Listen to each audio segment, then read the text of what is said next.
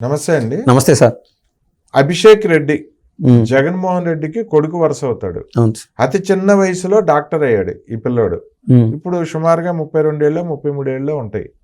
ఈయన దాదాపు 3-4 నెలల నుంచి బ్రెయిన్ డెడ్ అయ్యి హాస్పిటల్ అడ్మిట్ అయ్యి ఉన్నారు. ఈయన ఒక డాక్టర్, హైదరాబాద్ లో పెద్ద హాస్పిటల్ ఉంది ఈయనకి. 3-4 నెలల నుంచి హాస్పిటల్లో ఉన్నారు, ట్రీట్మెంట్ తీసుకుంటున్నారు, కోమాలోనే ఉన్నారు, వెంటిలేటర్ మీద ఉన్నారు. నిన్న చనిపోయారు ఆయన జగన్మోహన్ రెడ్డికి స్వయాన పెదనాన్నకి మనవడు, అంటే కొడుకు వరుస అవుతాడు. కానీ భారతిరెడ్డి గాని జగన్మోహన్ రెడ్డి గాని కనీసం హాస్పిటల్కి వెళ్ళి చూసింది లేదు ఇంతకాలం. ఈ రోజు దహన సంస్కారాలకి అటెండ్ అవుతున్నారు చనిపోయినాక. బతికుండంగా ఏ రోజు హాస్పిటల్లో ఉన్నప్పుడు కనీసం పలకరించడానికి వెళ్ళలేదు. ఇందులో పిటి ఏంటంటే, అసలు అందరూ ఆలోచించవలసిన విషయం, చాలా దారుణమైన విషయం ఏంటంటే, ఆంధ్రాలో కోడికత్తి కేసు జరిగింది ఎలక్షన్ల ముందు. ఆ కోడికత్తి కేసు బూచిని చూపించి జగన్మోహన్ రెడ్డి గెలిచాడు. కానీ ఆ రోజు నాకు ఆంధ్ర హాస్పిటల్స్ పోలీసుల మీద నమ్మకం లేదని చెప్పి హైదరాబాద్ పారిపోయి వచ్చి ట్రీట్మెంట్ చేయించుకున్నాడు. ఆ ట్రీట్మెంట్ చేసింది అభిషేక్ రెడ్డి. సో ఆ కోడికత్తి కేసులో కూడా అభిషేక్ రెడ్డికి మొత్తం అన్ని విషయాలు తెలుసు. అసలు ఏం జరిగింది, ఎంత పెద్ద గాయమైంది, అది ప్రమాదకరమైందా లేదా, అసలు అది గాయమా, కోడికత్తి ద్వారా ఎవరైనా పొడిచిన గాయమా, లేకపోతే మామూలుగా మనం ఇలా గీసుకుంటే అది కూడా తెలిసిపోద్ది డాక్టర్, పొడిచింది కాదు గీసుకుందని కూడా తెలిసిపోద్ది. అది గీసుకున్న గాయమా జగన్మోహన్ రెడ్డి స్వయంగా, లేదా కోడికత్తి సీను దాడి చేయటం వల్ల అయిన గాయమా, ఈ వివరాలన్నీ కూడా వాస్తవాలు, నిజాలు, పచ్చి నిజాలు, కట్టిక నిజాలు ఆయనకి తెలుసు అభిషేక్ రెడ్డికి. మరి అటువంటి వ్యక్తి జగన్మోహన్ రెడ్డికి ఆ రోజు ట్రీట్మెంట్ చేసిన తర్వాత ఎన్నో అనుమానాలు ఉన్నాయి ఆ కోడికత్తి డ్రామా మీద.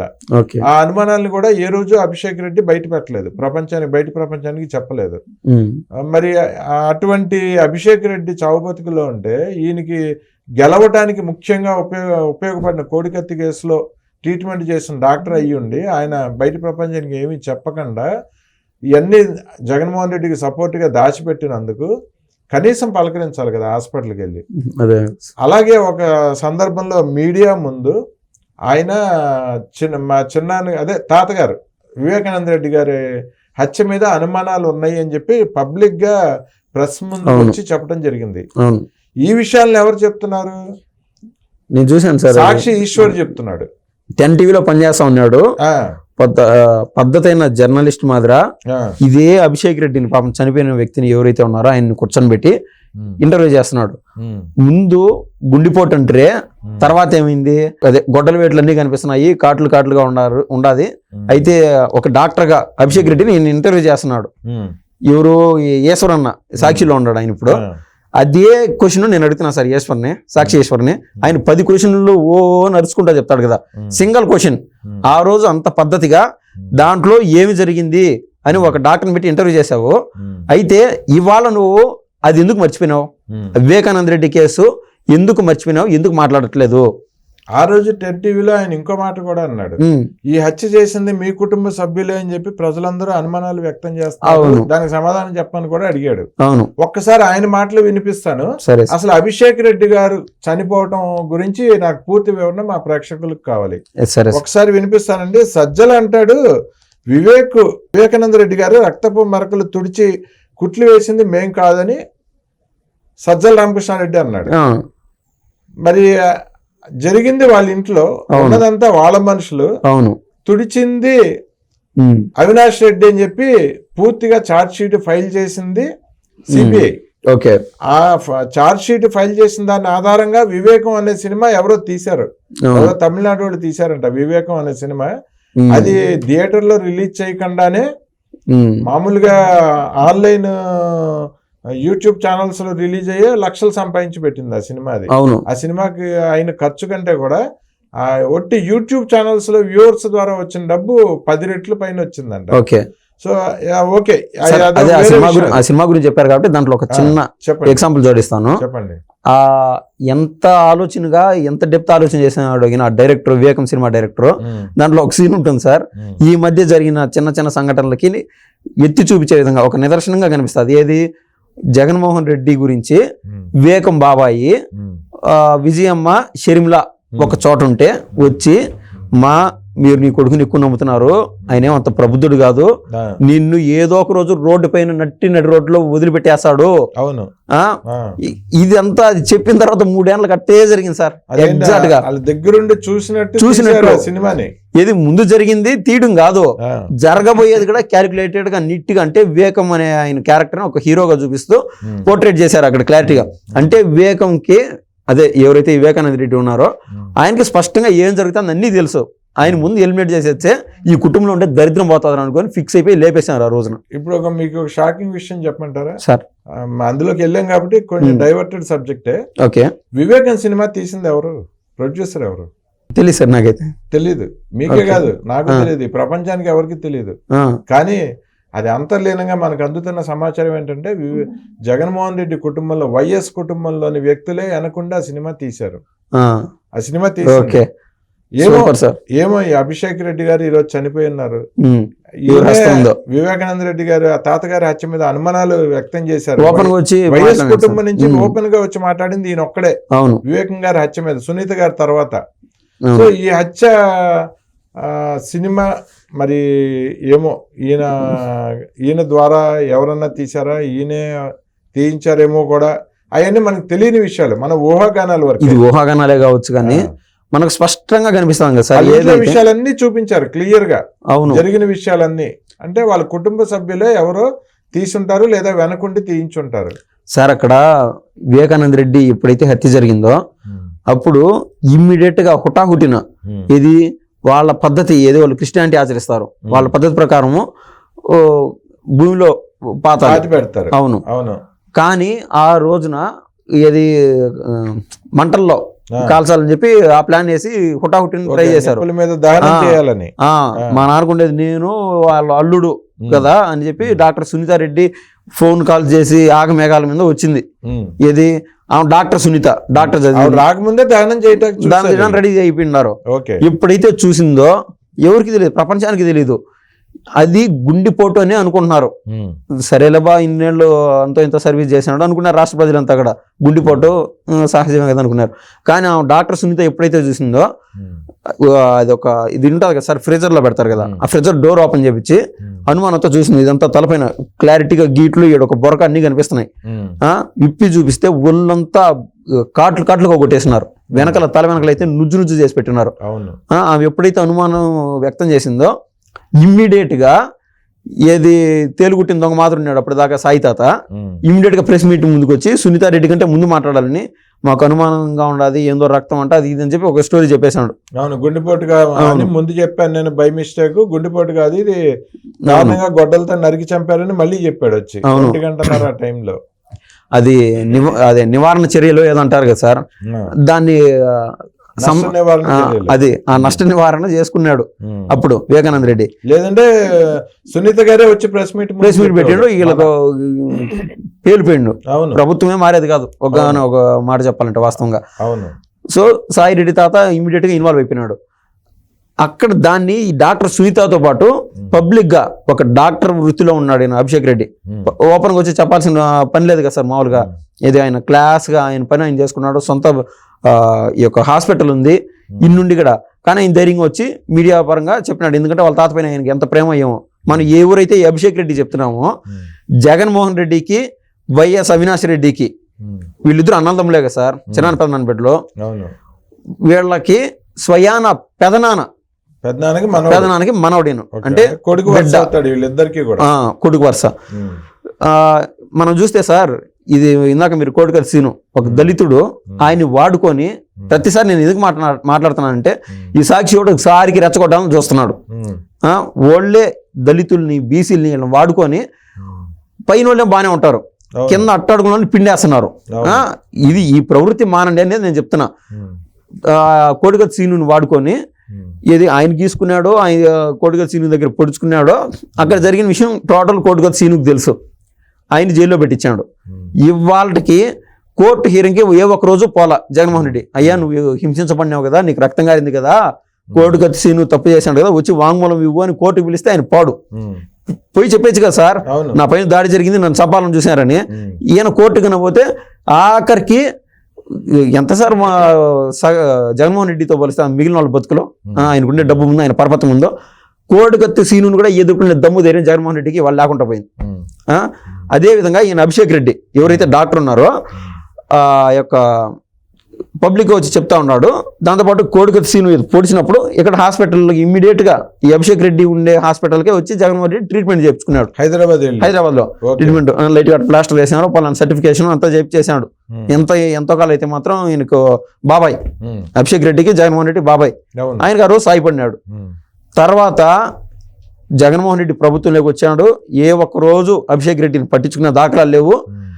బాధాకరం ఏంటంటే సార్, లాస్ట్ 7 నెలలు 8 నెలల పై నుంచి కూడా అది స్లో పాయిజన్ ఇచ్చారో at a time A poison ఇచ్చారో తెలియదు, కానీ అంత మంచి డాక్టర్ సడన్ గా సిక్ అయిపోయినాడు. సిక్ లోనే ఉన్నాడు. అయితే లాస్ట్ 3 నెలలు ఇంకా అది బ్రెయిన్ పైన ఎఫెక్ట్ పడిపోయింది. సంథింగ్ న్యూరోకి సంబంధించిన స్లో పాయిజన్ ఇస్తే బ్రెయిన్ కే ఎఫెక్ట్. అవును, స్లోగా కోమాలోకి వెళ్ళిపోయినాడు. లాస్ట్ 3 నెలల నుంచి అదే అనారోగ్యంతో కొట్టుమిట్టాడుతా చనిపోయినాడు. అయితే మనం చూడాల్సిన విషయం ఏంటంటే, ఎంతో కాలం అయితే మాత్రం కొడుకే కదా, బిడ్డే కదా, మీ ఫ్యామిలీ వ్యక్తే కదా, ఏ ఒక్కసారి నువ్వు ఎందుకు పోలేకున్నావు, ఎందుకు ఉపయోగపడ్డాడు కదా. కాకుంటే ఏ రోజుకైనా మనం ఒక్కసారి సార్ స్పష్టంగా చెప్తున్నాం, మీరు అర్థం చేసుకోండి. పరిటాల రవి గారి హత్య కేసులో మనం చూస్తే ఎవరైతే సాక్షులు ఉన్నారో టక్ టక్ టక్ టక్ అని ఎలిమినేట్ అయిపోయినారు. ముద్దుసీను ఎలిమినేట్ అయిపోయినాడు, ఓం ప్రకాష్ ఎలిమినేట్ అయిపోయాడు, అదే విధంగా మద్దిరచేరు సూర్యనారాయణ రెడ్డి కూడా ఎలిమినేట్ అయిపోయినాడు. మనకు తెలియని పేరు చాలా ఉన్నాయి ఆ లింక్ లో. అది ఆ కేసు ఏమైందో, సాక్షులు ఏమైనారో, సాక్ష్యాధారులు ఏమైనా, ఎంతమంది లేచిపోయినారు. ఎవరు వీళ్ళకు సాయపడిన పాపానికి ఈ కుటుంబానికి సాయపడిన పాపానికి చంపిన దాంట్లో వీళ్ళకి ఉపయోగపడిన వాళ్ళంతా. అవును. ఇప్పుడు వివేకానంద రెడ్డి గారి కేసు చూస్తే స్వయాన సార్ ఈ యొక్క భారతి రెడ్డికి తండ్రి Gangireddy, he's a professional doctor, గుండెపోటు అనే సర్టిఫికేషన్ ఆయనే ఇచ్చాడు. భారతిరెడ్డి వాళ్ళ నాన్న గంగిరెడ్డి పంచనామా చేసింది. ఆ టైంలో ఏడైతే బొరకలు పడి ఉన్నాయో రక్తం కారకుండా కుట్లు వేపించేది, కాంపౌండర్ దగ్గర కుట్లు వేపించేసారు. వాడేసుకున్నారు పాపం కాంపౌండర్ ని. ఎవరైతే ఈ కోడికత్తి సీను మాత్రం ఈ కాంపౌండర్ వాడేసారు. అప్పుడు జగన్మోహన్ రెడ్డి వీళ్ళంతా ఒకటే కదా, నెమ్మదిగా చూస్తే అర్థమైంది, కాంపౌండర్ లేపేశారు. లేడు, compounder is no more there. తర్వాత సిబిఐ కేసు అంటే ఈ అష్ట కష్టాలు తంటాలు పడి, అన్నా జగనన్న న్యాయం చేయనా, నీ పోలీసు వ్యవస్థను పురమాయించి ఏదన్నా చైనా ఈ శతవిధాలు ప్రయత్నం చేసి ఇక్కడ న్యాయం జరగక ఢిల్లీ వరకు పోయి సిబిఐ ఈ యొక్క ఆసరా తీసుకొని సిబిఐ కేసు పడేట్టుగా చేయగలిగింది. ఈరోజు తండ్రి చనిపోయినాడు కాబట్టి డాక్టర్ సునీత సిబిఐ వాళ్ళు కేసు టేకప్ తీసుకొని ఇమ్మీడియట్ గా మన ఆంధ్రాకి ఆల్మోస్ట్ వచ్చే టైంలో కొంచెం గంటల వ్యవధి కావచ్చు, ఆ టైంలో నాయన సిబిఐ మన దగ్గరికి వస్తే స్పష్టంగా ఎవరు చేసినారు కనిపిస్తుంది. వాళ్ళు అడిగే సింగిల్ ప్రశ్నకి సమాధానం చెప్పారు సార్, అందులో విత్ ప్రూఫ్స్ వస్తారు. సిఐడినే ఒక లెవెల్, ఒక రేంజ్, దాన్ని దాటి సిబిఐ ఆల్రెడీ ప్రూఫ్స్ క్లారిటీ పెట్టుకొని వస్తారు. ఈయనకు వెన్నులో వణుకొచ్చి దెబ్బలు ఉన్నప్పుడు మీరు గుండెపోటని ఎలా రాశారు రిపోర్ట్ అని చెప్పి అడుగుతారు కదా. అంతే కదా సార్. ఎవరైతే గంగిరెడ్డి ఎవరు చెప్పండి, భారతిరెడ్డి తండ్రి, ఆయన కూతుర్ని ఎత్తుక్కుంటూ ఆ కుట్రలో ఎవరైతే భాగస్వామ్యులు ఉన్నారో అని బయట చెప్పుకుంటున్నారో వాళ్ళ దగ్గరికి వచ్చాడు గంగిరెడ్డి. ఇది కింద జరుగుతుంది, సిబిఐ వాళ్ళు మన రాష్ట్రానికి రీచ్ అవుతున్నారు, దయచేసి సిబిఐ నా కాడికి రాకుండా ఆపుకోండి, వాళ్ళు కన్నా నా కాడికి వస్తే నేను ఏం చేయలేను. మళ్ళీ సేమ్ వివేకానంద రెడ్డికి పడిన గతే వెనక పడిపోయింది. కోవిడ్ వచ్చిందని చనిపోయాడని చెప్పారు. సేమ్ అభిషేక్ రెడ్డి సిక్కు అయిపోయినట్టు ఇమ్మీడియట్ గా సిబిఐ ఇంకా ఆయన నెక్స్ట్ ఎంక్వైరీ అయిందే, ఇమ్మీడియట్ గా ఆయన లేచిపోయినాడు పాపం. ఏది హాస్పిటల్లో ఉండగా భారతి రెడ్డి అట్లా చూసి వచ్చేదాన్ని పోయింది, ఆ రోజే లేచిపోయినాడు సార్. ఓకే, ఒకటి ఇప్పుడు ఏదైతే స్లో పాయిజన్ కి గురయ్యి అనుమానాస్పదంగా మృతి చెందారో అభిషేక్ రెడ్డి, ఆయనని సాక్షి ఈశ్వరు ప్రశ్నిస్తున్నాడు. ఒకసారి నేను వినిపిస్తాను. ఈ అభిషేక్ రెడ్డి ఏం మాట్లాడుతున్నారు, సాక్షి ఏం ప్రశ్నించాడు, ఇక్కడ ముఖ్యంగా అర్థం చేసుకోవాలి ఈ రెండింటిని. అప్పుడు టీవీలో ఉన్నాడు లేండి, ఆ టీవీలో మాట్లాడుతున్నాడు, ఒకసారి చూడండి. డాక్టర్ గా మీరు చెప్పండి, ఆ దుప్పటి లేకపోతే ఇవన్నీ చుట్టొచ్చా? ఒక అనుమానం వచ్చినప్పుడు మనకి తల మీద గాయాలున్నాయి, శరీరం పైన గాయాలున్నాయి, అంత రక్తపు మడుగులో పడి ఉన్నారు, అలా చేయొచ్చా? డాక్టర్ గా మీరేం చెప్తారు? అవునండి, అంటే ఇట్ ఈస్ నాట్ లైక్ మనము ఈయన అభిషేక్ రెడ్డి అంటే వీ హ్యాడ్ టు కవర్, అంటే ఇప్పుడు బాడీని కవర్ చేయాలనే ఉద్దేశంతో, అంటే it is not only bedsheet ఒకటే మేము చేయలేదు, డ్రెస్సింగ్ కూడా చేసాం. తలకి ఒక కాటన్ లాంటిది ఒకటి పెట్టేసి డ్రెస్సింగ్ కూడా చేసాం. కానీ ఏంటంటే బాడీ వాజ్ కంప్లీట్లీ, అదే నేను చెప్తున్నాను కదండి, కత్తితో ఎట్లయితే స్టాబ్ చేయబడుతుందో అలాగా పీసులు అయిపోయింది అనమాట వెనక భాగం అంతా. సో ఆ ఉద్దేశంతోనే ఆయన నీట్ గా ర్యాప్ చేసుకుని అలా తీసుకెళ్లడం జరిగింది. ఎన్ని గంటల సమయంలో ఇది ఇక్కడ ప్రధానంగా కనిపిస్తున్నది ఏంటంటే, మీరు ముందుగా మీడియాకు గుండెపోటుతో మరణించారు అనే సమాచారం ఇచ్చారు. ఎందుకు అలా ఇవ్వాల్సి వచ్చింది? ఆ తర్వాత ఇప్పుడు చెప్పారు కదా మీరు, ఆ ర్యాప్ చేయడము లేకపోతే కవర్ చేయడం మొత్తం కూడా, బాడీ మొత్తం కూడా ఎందుకు కవర్ చేశారు? అక్కడ ఉన్నటువంటి సాక్ష్యాధారాలను చెరిపేసేసింది మీరే, అంటే కుటుంబ సభ్యులే, అక్కడికి వెళ్ళిన వాళ్లే. ఇట్లాంటి సమయంలో అవన్నీ జాగ్రత్తగా చూసుకోవాలి కదా అనేది మీ పైన, అంటే జాగ్రత్తగా చూడాలి కదా అని ప్రశ్నిస్తున్నారు మిమ్మల్ని ఇప్పుడు. కరెక్ట్ గా అడిగాడు. అవును, 10 టీవీలో సార్ ఆ వాతావరణం ఏంది, 10 టీవీ వాతావరణం రెడ్డి మాటలేనండి సార్. ఇంజరీస్ అనేది మనిషి బాడీ మీద ఉన్నాయండి. అవును, యూ కెనాట్ ఇంజరీ అనేది తీసేలేం. ఇంజరీ అనేది తీసేలేం. ఇక్కడ ఫారెన్సిక్ పీపుల్ ఉన్నారు, ఎక్స్టర్నల్ ఇంజరీస్ వాళ్ళు నోట్ చేసుకుంటున్నారు. Everything is been noted by them. ఇక దాంట్లో మనకి సాక్ష్యాలు చెరిపేసే అనే కాన్సెప్ట్ లేదు. ప్లస్ ఇప్పుడు ఉద్దేశపూర్వకంగా చేయకపోయినా, అంటే నేను మీరు ఉద్దేశపూర్వకంగా చేశారని కాదు, ఎందుకు చెప్పాల్సి డాక్టర్ గా నేను అడుగుతున్నా మిమ్మల్ని డాక్టర్ కూడా ప్రశ్నిస్తున్నా. ఎందుకంటే మీరు డాక్టర్ కాబట్టి ఉద్దేశపూర్వకంగా చేశారన్నది కాదు, ఇలాంటి సిచ్యువేషన్ లో జాగ్రత్తలు తీసుకోవాలి కదా అనేది. మీరు ఒక డాక్టర్ ఉన్నారు కదా అక్కడ, నా ప్రశ్న. జాగ్రత్తలు తీసుకున్నామండి, జాగ్రత్తలు తీసుకున్నాం. డ్రెస్సింగ్ చేసాము. డ్రెస్సింగ్ చేసిన తర్వాత కొంచెం కవర్ చేసి తీసుకెళ్లాల్సి వచ్చింది, ఎందుకంటే బట్టలన్నీ రక్తంతో తడిసిపోయి ఉన్నాయి. పూర్తి వాస్తవాలు చెప్పాడండి ఆయన అప్పుడులోనే. అవును, చక్కగా ఉన్నాడు పిల్లడు. అవును సార్. 32, 31, 33 ఏళ్ల వయసు సార్. 32, 33 చాలా చక్కగా. 27 ఏళ్ళకి తక్కువ వయసులో డాక్టర్ అయినాడు. మరి ఒక 6 నెలలు అయ్యేప్పటికి సిక్ అయిపోయారు. సిక్ అవటం నీరో ప్రాబ్లం వచ్చింది. తర్వాత హాస్పిటల్ అడ్మిట్ అయ్యారు. హాస్పిటల్ అడ్మిట్ అయిన తర్వాత హాస్పిటల్లో దాదాపు 4-5 నెలల నుంచి నీరో ప్రాబ్లంతో అలాగే కోమాలో ఉన్నారు. ఇప్పుడు చనిపోయారు వెంటిలేటర్ మీద. అవును సార్, పూర్తి అనుమానాలు. సాక్షి ఈశ్వరే చెప్తున్నాడు మీ ఇంట్లో వాళ్ళే చేశారని చెప్పి ప్రజలందరూ అంటున్నారు. దీనికి ఏం చెప్తారు అని. అభిషేక్ రెడ్డి గారికి మొత్తం విషయాలు తెలుసండి. ఆయన బాడీకి కుట్లు వేయటం, బాడీకి కట్లు కట్టడం, ఆయన ఒళ్ళంతా తడిచిపోయింది రక్తంతో, ఇవన్నీ చెప్తున్నాడు. వీళ్ళకు నేర ప్రవృత్తి కలవాలి సార్. వైఎస్ అవినాష్ రెడ్డి వీళ్ళందరూ పైన మా పైన జగన్ సపోర్ట్ ఉన్నది, మా అన్న సీఎం, ఇవన్నీ వాళ్ళు ఏదనుకుంటే ఈ చలామణిలో ఉండేటి. కానీ వాళ్ళ మాక్సిమం కాన్సన్ట్రేషన్ ఈ మధ్య ఈ నేరపూరితంతో పాటు ఎక్కువ డబ్బులు సంపాదనలో పడిపోయింది. ప్రతి దాంట్లో అవినీతి ఆ రూట్లోకి వెళ్ళిపోయినారు. లేకుండా ఉంటే ఇన్ని రోజులు ఈ మనిషి కూడా ఉండేవాడు కాదు. ఫైనల్ నేను చెప్పొచ్చేది ఏంటంటే సార్, వాళ్ళ కుటుంబానికి ఎవరైతే సాయపడతారో, ముఖ్యంగా ఒక అగ్రకులం ఒకరో ఎవరు వాళ్ళకి సాయపడరు, తెలివైన వాళ్ళు, విఘ్నులు. ఎందుకంటే వాళ్ళని దగ్గర నుంచి చూశారు కాబట్టి వాళ్ళు ఏం చేస్తారు, ఎవరైతే sir SC ST atrocity case పెట్టచ్చు, వీళ్ళని వాడేసుకొని కావాలని విత్ క్లారిటీగా తెలివితేటలతో కేవలం దళితుల్ని, బడుగు బలహీన వర్గాల్ని, మమ్మల్ని వాడుకొని వీళ్ళు ఇదే పని చేస్తారు సార్. వీళ్ళని వాడుకొని వీళ్ళని చంపడం. నేను చెప్పొచ్చేది ఏంటంటే, సాక్షి ఆయన ఈశ్వరం కూడా పాపం ఎగిరి పడుతున్నాడు కదా, ఈ వీడియోలో కాదులే, ఇప్పుడు దాంట్లో ఉన్న పళ్ళంగా ఆయనకు కూడా ఏదైనా హెల్త్ ఇష్యూస్ పాటు వస్తే అది టీడీపీ వాళ్ళు చేపించినట్టే. అంటే ఆ ఫ్యామిలీకి కానీ ఆ పార్టీకి కానీ ఎవరైతే సాయపడతారో వాళ్ళకి ప్రత్యర్థుల కంటే ముందు టోకన్ వచ్చేస్తుంది వాళ్ళకి, ఎక్కువ దగ్గరగా సాయపడిన వాళ్ళకి. సో దూరం నుంచి చలిగాంచుకోవాలని మంటల్లో చేతులు పెట్టకూడదని నేను చెప్తున్నా ఉంటాడు సాక్షి ఈశ్వర్. ఆయనకు కూడా భూమి మీద నూకలు చెల్లిపోతాయి అంటారు. అయితే జాగ్రత్తగా ఉండమని చెప్తున్నాను సార్. చెప్తారు, అది కరెక్ట్. ఇప్పుడు చూస్తుంటే మరి ఈ అభిషేక్ రెడ్డి గారు విషయంలో, అంటే వివేకానంద రెడ్డి గారి హత్య కేసులో ఉన్న 4వ వ్యక్తి చనిపోయిన వాళ్ళల్లో, అవును, అన్ని వివరాలు తెలిసిన వాళ్ళల్లో ఇతను 4వ వ్యక్తి. అంతకుముందు 3 చనిపోయి ఉన్నారు. ఒక్కరొక్కరుగా తీసేస్తున్నారు వీళ్ళు. చంపినారు సార్ వివేకానంద రెడ్డి. రీసెంట్ గా మీకు సునీత రెడ్డి గారు నాకు నా భర్తకి ప్రాణహాని ఉంది అని చెప్పి వాళ్ళ ఆస్తులన్నీ పిల్లల పేరు మీద బదలాయించేసి ఉన్నారు, చంపేస్తారేమోనని. సో ఇక సునీత గారిని కూడా తీసేస్తే ఇంకా ఆ కేసుని సాక్షులందరినీ కూడా తీసేస్తున్నారు.